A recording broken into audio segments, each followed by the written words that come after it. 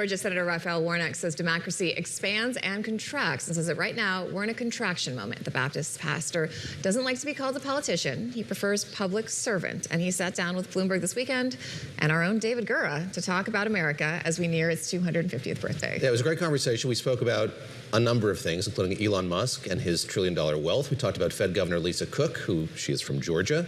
And we talked about voting rights as well. But we started off by talking about Scripture and its lessons for our national character, which he writes about in his new book, The Crooked Places Made Straight. These are my reflections on the moral meaning of America. But Isaiah is central to that conversation. The prophet Isaiah, is so important to my own Christian faith. All the New Testament writers, all of the gospel writers in some way quote this text that I lift up. And so it's a vision for the land. I call it a moral topography, reimagining who we can be together. And he says it in the poetic language of the prophet, that every valley would be exalted, the mountains and hills made low. I use that to talk about equity, a leveling of the playing field, taking the low places, bringing them up a little bit higher in this moment of wealth inequality.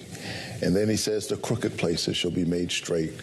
And when you listen to Isaiah, this righteous anger, you see it begins even in chapter 1, where he says that your princes, thank your politicians, your princes are rebels. They are companions of thieves. Everyone chases after a bribe. They do not fight for the widows or the orphans. Isaiah could have been talking about dark money in American politics in the 21st century. You're having this meditation on the meaning of America at a moment when I think a lot of Americans are. We're approaching the 250th birthday of this country. What does that anniversary mean to you? How do you intend to mark it? Well, I'm a proud American. I love this country. But there is no doubt that we are going through a dark moment. There are moments in the history of our country where, quite frankly, the democracy, this grand idea of government of, by, and for the people, there are moments when the democracy expands, and then there are moments when it contracts. We're in the contraction moment. There are those who are literally trying to squeeze the voices of ordinary people out of their democracy. And people, ordinary folks, I'm not talking normal people, outside of Washington, D.C., they feel it. And they feel it on the left and on the right. They may have different perspectives on it, but this sense that something is awry, something is broken. I think people feel that. You write about gun violence, mass incarceration, inequalities, another subject in the book, something that you also talk about and preach about a lot as well. I imagine your draft was due before we learned that the world would have its first trillionaire in Elon Musk. Yeah. How does that change your sense of inequality, yes, in the U.S., but around the world? And indeed, how worried are you that you have an individual who's added 3 additional zeros to his net worth? I think news of the first trillionaire in the world is not good news. I think that's bad news. It is a bright indication of growing wealth inequality in this country. I'm pro-business and I'm pro-worker. These crazy distinctions, these dichotomies that we build between the dichotomy between, being pro-worker, pro-business. Workers need a business to work in. Mm-hmm. So, but workers ought to be able to enjoy at a reasonable level the prosperity that they are creating.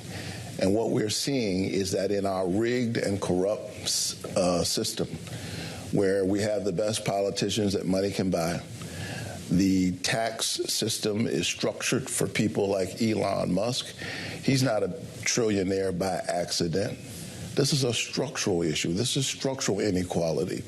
If the average person in Georgia right now that I represent, who's struggling to buy groceries, for whom gas is too high, that poor working class person that needs a little bit of support, and there are those who feel like, well, they're living on the government. No, if they had the subsidies that Elon Musk has enjoyed, they'd be a billionaire too.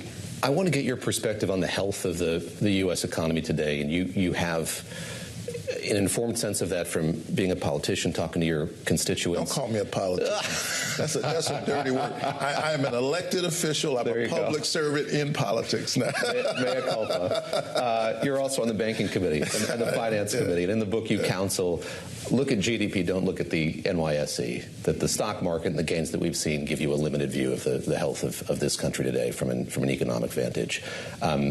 What are your thoughts on sort of how the U.S. economy is doing today? Well, going back again, first trillionaire in the world.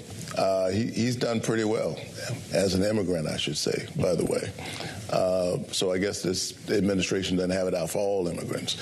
But I think that the issue is not how well Wall Street is doing, it's how well Main Street is doing. And I'm paying close attention to the evolution of this economy. One of the things that we ought to be working on is AI. We ought to be thinking about the perils and the promises of AI. I'm very concerned about the implications for the labor market. And I think we can't just sit by passively and let it happen. We need to figure out what is the correct regulatory structure for AI, for all of these new technologies. You mentioned I'm on the banking committee, so I'm actively engaged in this conversation around cryptocurrency. Clearly, it's not going anywhere. It is a part of the economy. What are the appropriate guardrails that at the same time protect consumers, but at the same time will not stifle innovation? These are concerns that I think about every day. There are regulators across this city that aren't staffed the way that they used to be. At the highest level, you look at the SEC, it's not a full commission there anymore. Kevin Warsh has just started at the Fed. We're waiting on this decision from the Supreme Court on whether the president can fire Lisa Cook. You praised her as a fellow Georgian when she was nominated for that position. Noted she is the first HBCU graduate to be nominated to the first black woman as well. Depending on how the Supreme Court rules, what will that say to you just about the integrity of regulation, the independence of these institutions in the country today?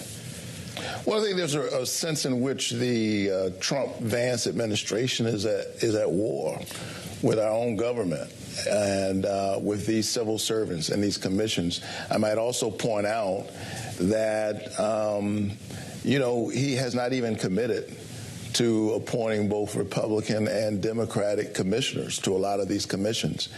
And that does a lot of damage when you're trying to figure out the regulatory structure of something like cryptocurrency, trying to figure out a way forward. In order to have sustained rules and understandings of how things will operate, it needs to be bipartisan.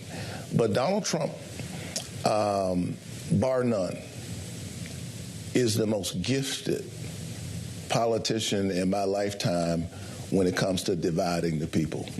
He talks about being better than everybody else on a whole range of things. That is the one thing that he is, without a doubt, without a peer. You write about voting rights in this country, and I'll quote a bit here. The protection of our democracy hinges on voting rights because the right to vote is preservative of all other rights. You saw what the Supreme Court did just a couple of weeks ago. Talked a lot about the ramifications of that. At a very granular level, how do you pick up the pieces after a decision like that? For those who are outraged by what happens, what are the next steps that they should be taking? What would you counsel them on? Well, let's be clear. They're trying to take us back. They're trying to take the country back to a place that looks more like 1956 than 2026. And we have to say with a clear voice, we will not go back, that we are moving forward, we the people, as one country, one nation. Even with our differences, we will move forward. And so I'm deeply disheartened by this wholesale attack on voting rights that we've seen from the Trump administration and his enablers, including those on the Supreme Court. This decision in the Louisiana case is deeply consequential, and it is deeply dishonest about the reality of partisanship and race in our country, particularly in the South. This idea that you can disaggregate partisan gerrymandering from racialized gerrymandering in our country is deeply, deeply dishonest. Basically, the court said you can draw a circle around black voters and figure out a way to diminish their voice. You just can't admit that race is driving it. Well, in a real sense, in the most fundamental way, it's power that's driving it. Politicians who are craven, who want to stay in power, they do whatever is necessary to stay in power. And it's important to point out because people see my face and here I am, a United States Senator, got elected statewide. But the reality is, or the other side of that reality, is that the racial voter turnout gap has gotten wider since 2013. And in the states that used to be under the supervision, the pre-clearance requirement of Section 5, that racial turnout gap has doubled. So the outcome that we're seeing right now in the wake of this latest decision was wholly predictable.